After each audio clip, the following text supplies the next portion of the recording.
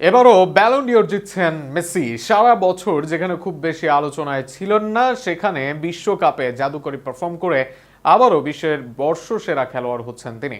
ইউরোপে না খেলেও প্রথমবার কোনো খেলোয়াড় জিতবেন এই অ্যাওয়ার্ড। অবশ্য মেসি বলে হয়তো সবটাই সম্ভব।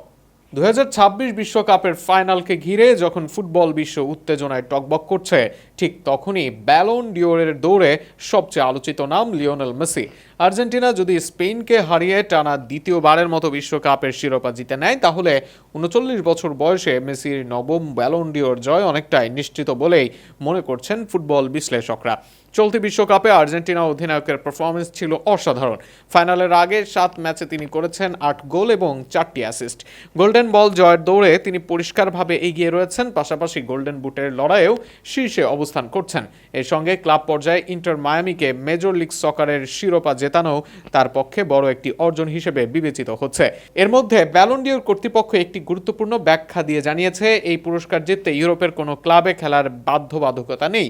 2007 সাল থেকে বিশ্বের যে কোনো লিগে খেলা ফুটবলারদের সমানভাবে বিবেচনা করা হচ্ছে। ফলে যুক্তরাষ্ট্রের ক্লাব ইন্টার মায়ামিতে খেললেও মেসির ব্যালন ডিওর জয়ের সম্ভাবনায় কোনো প্রভাব পড়বে না। কর্তৃপক্ষ ইতিহাস তুলে ধরে জানায়, একসময় ব্যালন ডিওর শুধু ইউরোপে খেলা ফুটবলারদের জন্য সীমাবদ্ধ থাকলেও সেই নিয়ম বহু আগেই বাতিল হয়েছে। বরং বর্তমান সময়ে ব্যক্তিগত পারফরমেন্স, দলীয় সাফল্য এবং পুরো মৌসুমে একজন ফুটবলারের প্রভাবই সবচেয়ে বেশি গুরুত্ব পায়। ইতিহাসও মেসির পক্ষে কথা বলে। 2023 সালে ইন্টার মায়ামির খেলোয়াড় থাকা অবস্থায় 8ম ব্যালন ডিওর জিতে তিনি প্রথম 2023 সালে ইন্টার মায়ামির খেলোয়াড় থাকা অবস্থায় 8ম ব্যালন ডিওর জিতে তিনি প্রথম ফুটবলার হিসেবে ইউরোপের বাইরের কোনো ক্লাবের প্রতিনিধিত্ব করে এই সম্মান অর্জন করেন।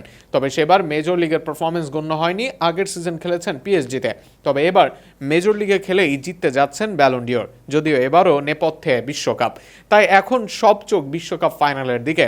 যদি স্পেনের বিপক্ষে আর্জেন্টিনাকে শিরোপা এনে দিতে পারেন মেসি, তবে বিশ্বকাপ, গোল্ডেন বল, গোল্ডেন বুট এবং ক্লাব পর্যায়ের সাফল্য সব মিলিয়ে 2026 সালের ব্যালন ডিওরের সবচেয়ে শক্তিশালী দাবিদার হয়ে উঠবেন তিনি।